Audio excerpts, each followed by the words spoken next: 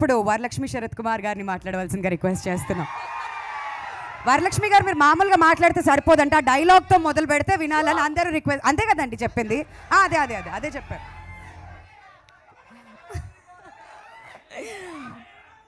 పోలరమ్మ మీ తొట్టు, నా తమ్ముడు మీద ఒక్క సై పడితే ఒక్కొక్క టెంకాయ పగిలిపోతాయి. అందరికీ నమస్కారం. చాలా చాలా థ్యాంక్స్ మీ లవ్కి. నిజంగా ఇప్పుడు దాకా నాకు గూస్ బంప్స్ ఇంకా తగ్గలేదు. ట్రైలర్ చూసిన తర్వాత ఇంకా చూడొచ్చు మీరు.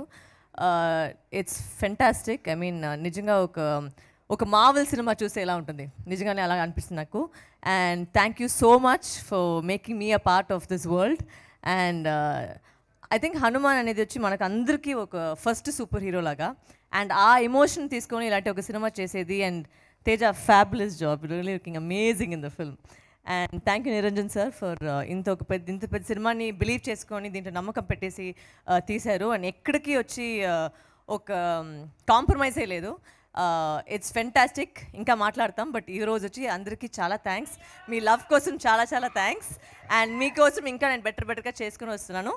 And thank you so much. జై బాలయ్య. థ్యాంక్ యూ వారు, థ్యాంక్ యూ సో మచ్.